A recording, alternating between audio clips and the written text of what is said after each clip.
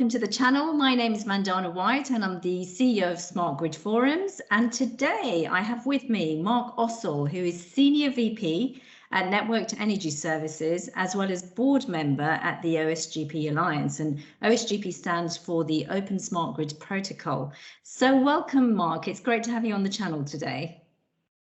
It's great to see you again, Mandana. Great.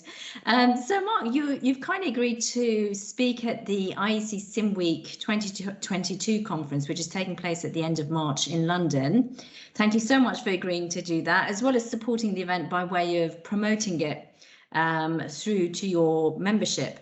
Now, just to get some context, can you explain for our viewers what the role of the OSGP is in helping to advance CIM? Well, the OSGP Alliance was built on the vision that the energy transition towards renewables will happen.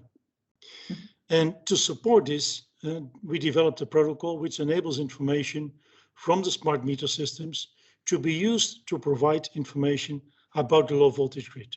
Have in mind power quality data, insight in the energy flows, and loads on the transformer, the secondary transformer. Mm-hmm.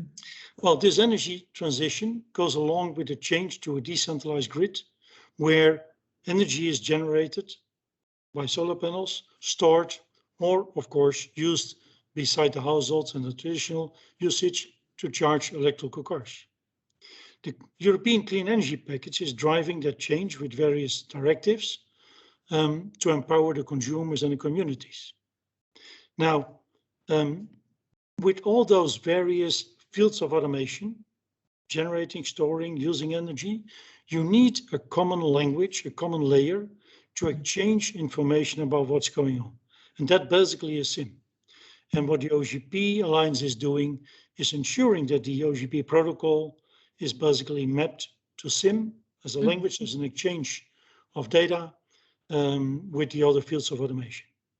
Right, okay, great. Thank you for that explanation. And we were talking earlier about the use of CIM for electrical vehicles, which is an area you've been studying quite closely recently. So can you tell us why CIM is so important to advancing EVs at the moment? EVs need power to charge, and a significant amount of power. And by default, all around the same time of the day. And the grid cannot provide it. The transformers, the feeders, the cables were not built having this kind of load in mind. So we need to move to smart car charging, and those smart systems will look at each car, the capabilities of that car, the current load level, and then basically optimize in that area. But they would need to know how much energy is available on the feeder, on the transformer. So basically, they need to interface with the other systems. And that's where CIM plays then a vital role. The only way to exchange, provide that data to the car charging system, not for the individual car, but the smart environment, is that kind of communication. And that's where then the amount of power available at that given moment, at the transformer level, that information can be provided through CIM as a common layer for sharing information. Right, okay. And exactly how is the OSGP Alliance currently working with the various CIM working groups? Do you have a direct contact and working relationship with them? Yeah, the OSGP Alliance is part of various standard organizations, CEN-CENELEC, TC13, TC57, but also ETSI and EIC. Within those standard organizations, interoperability is, of course, a very big and current issue. The issue, however, is that old school people think that basically interoperability is all using the same standard, but that, of course, is a dream or is insane. It won't happen. As technology moves forward and as more areas of automation arise, which each having their own standard suited for their job, you need to find a common layer above. And that basically is what CIM is providing. And that's where it's so important that all those standard committees look in the field of energy to a common layer above those physical layers about those protocols, and that's where CIM can play the vital role. So it's in many of the technical committees that CIM basically is being discussed and should be discussed. Yeah, great. Okay. Well, finally, Mark, what will you be sharing with participants at the conference in March? What's the focus of your presentation? Well, first of all, a vision. Sharing a vision, how the DSOs need to change while the world around us is changing.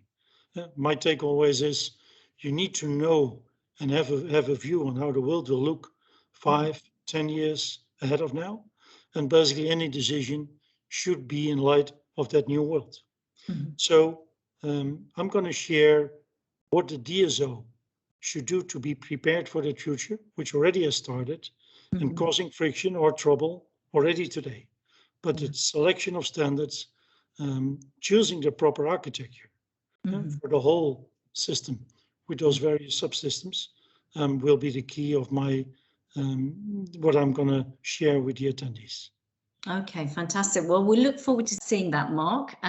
So the event is happening at the end of March, 21st to 25th of March at the Lensbury Hotel in London.